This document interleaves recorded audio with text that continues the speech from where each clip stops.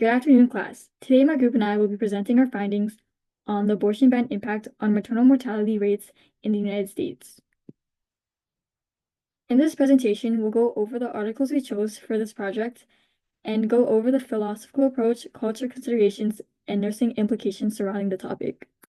This article is called "A Dramatic Rise in Pregnant Women Dying in Texas After Abortion Ban," which is about how limited access to abortion increases maternal mortality rates. This increase is due to limited access to prenatal care, which raises many health complications in women. This rate has been most seen in Black and Hispanic women, where there has been a 4.4% increase in maternal deaths per 100,000 births among Hispanic women and a 12% increase for Black women. While the topic is important for nurses and other healthcare professionals, recognizing the impacts abortion laws have on women allows nurses to provide holistic care. As stated in the article, there has been a drastic increase in psychological effects on women. By understanding the fears of these women, nurses will be able to develop an emotional bond with the patient and make patients feel safe in the hospital. Another reason why this is important is that it allows nurses to promote advocacy throughout the hospital. For example, recognizing the lack of maternal care given to women can encourage nurses to analyze the risk and provide better and more accessible treatment plans. This will reduce maternal mortality rate and promote healthier pregnancies. Also, recognizing the various health complications due to the abortion laws will encourage nurses to advocate for the health and safety of pregnant women. Finally, recognizing the marginalized groups heavily affected by the abortion law can encourage nurses to bring fairness and equality to the hospital. For example, nurses can speak on the unequal treatment they may face and educate other staff about their injustices. Our first article is titled Ethical Care for Patients with Self-Managed Abortion After the Overturning of Roe v. Wade. So to begin, what does abortion legislation look like nationwide? As of June 2022, the U.S. Supreme Court ruled in favor of state-appointed abortion laws causing a variation in access to abortion by region. In illegal states, individuals are forced to perform self-managed abortions. The implications of these actions included 75% of people obtaining abortions that are of low-income groups, and these groups are most likely to be people of color. The statistics of the project's increase in maternal mortality rates in states with abortion bans includes 1 in 3,300 to 1 in 2,800 for all women, and more specifically 1 in 1,200 to 1 in 1,000 for Black women, and this is due to a lack of equitable access to life-saving care for marginalized groups. Now, in the second article, we will take a closer look at Texas to examine what state-mandated abortion laws can look like. Senate Bill number 8 is the Texas Heartbeat Act. The act requires that anyone seeking abortion care is seen by a physician 24 hours before for an ultrasound. In the event that a fetal heartbeat is detected, the physician is prohibited from administering abortion care to the pregnant individual, making the abortion itself illegal. While the implications of the act affect all pregnant people seeking abortions, the act disproportionately affects access to prenatal care in lower-income communities, forcing people to endure the stress and cost of travel to access life-saving care they need.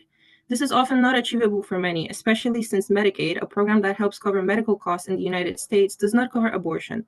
It is important to note that the act is especially concerning for marginalized Black and Hispanic women and victims of violence who are statistically more likely to seek abortions. Now we will discuss the topic from the philosophical approach. In the NBC article about the Texas abortion ban, it discusses how there is an immense lack of accessibility to abortion care in the United States and how this impacts mortality. The implementation of the ban is presented as a negative thing, personal anecdotes and statistics backing up this claim. When a state has a ban on abortion, patients have to travel to other states where the procedure is legal. This relates to critical social theory, which is when underlying social relationships that address social, economic, and power inequalities are unveiled. Statistics in the NBC article show an increase in maternal deaths after the Texas abortion ban, Black and Hispanic women being the highest risk. This shows the oppression women, especially Black and Hispanic women, face in the healthcare and society. Phenomenology is understanding the meaning of the lived experiences of individuals and how this contributes to their health as well as healing. In the NBC article, the personal story of Caitlin Cash and her traumatic abortion experience was shared.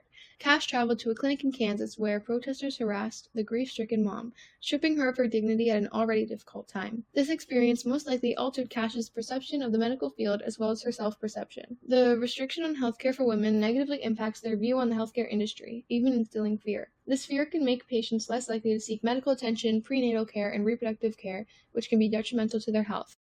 A limitation of the abortion ban includes less women feeling comfortable seeking health care due to the stigmatization and discomfort associated with reproductive care. Another is a change in the public perception of health care, whether this be because of a decrease in accessibility or trust in the healthcare system. Another limitation is the general increase in deaths for women because of lack of accessibility, fear of seeking care, or not getting adequate care.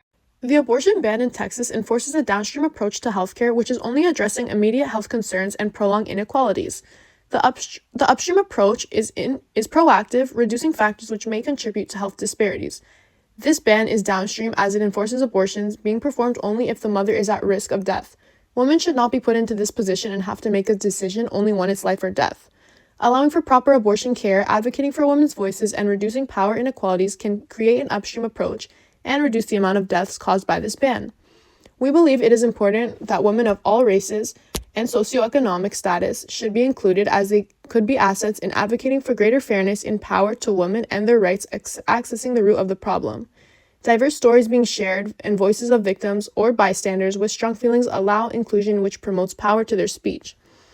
As mentioned, we know Black women and Hispanic women were at risk.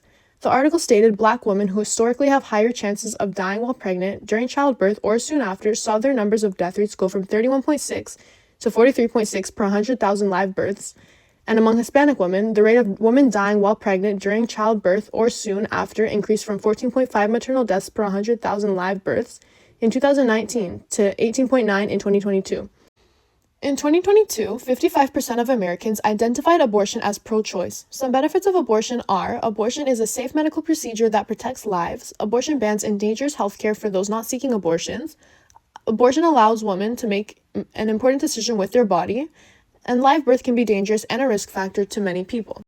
Let's talk about cultural considerations with abortion bans and whether some cultures have more advantages than others. Wealthy people usually have better healthcare services than those who have less money. They can get to abortion services more easily because they have money and connections. They can travel to clinics that are far away and often have insurance that covers these services. This makes it easier for them to find information and find the healthcare they need. On the other hand, marginalized people like low-income women and women of color face many challenges. These challenges are not just about money, they also involve cultural and overall problems. Many of these people, especially in rural areas, have to travel long distances to get healthcare, and their financial struggles make it harder to access services. Not having the right information makes it even harder for them to make smart choices. Strict laws like the Texas Heartbeat Act make it harder to get care. Communities have different views, some support abortion rights and others don't. In strict areas, religious beliefs often come before what people need when trying to get abortion services. The people that we need to include are: first is low-income and rural communities. They face big challenges because they are far from healthcare and don't have enough money.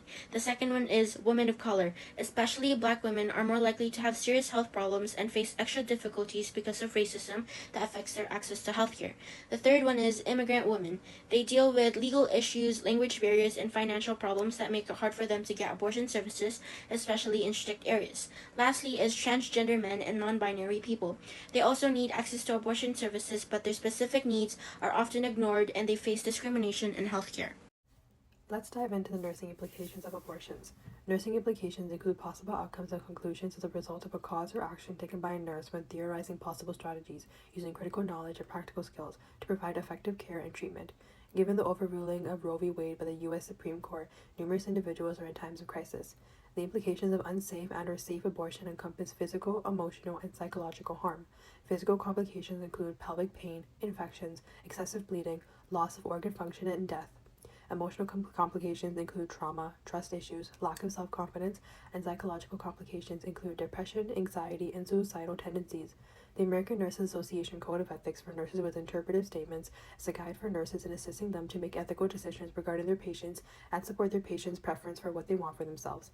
The nurse must comply with the preference of the patient to ensure an honest nurse-client relationship and set aside bias and prejudice. Now let me ask, what can nurse care providers do to mediate the effects of abortion bans as they pertain to self-administered abortions? The nursing implications can be divided into 3 categories. Nurses should educate their patients on their health condition and treatment options, providing all information regardless of personal beliefs and values. Nurses should provide education on family planning and the importance of contraceptives and prenatal care.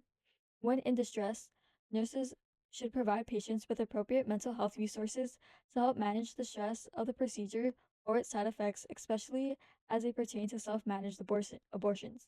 Lastly, if legal consequences are concerned, nurses should point patients toward appropriate legal advice. The second category is practice. In their practice, nurses should utilize the NIA Code of Ethics when faced with moral dilemmas, ensuring that a client-centered and harm reduction approach to care is adopted. Nurses should strive to preserve and foster a therapeutic relationship with their patients and ensure that a self-reflection is a part of their practice. We'll end the nursing implications with advocacy. Nurses are not only healthcare providers, but also advocates. Nurses should protect the patient's autonomy and right to choose, especially in states where legal consequences may limit it. Nurses should advocate for policies that ensure funding for family planning services. And lastly, nurses should ensure that their medical information is confidential and, unless requested by a warrant, is not accessible to law enforcement.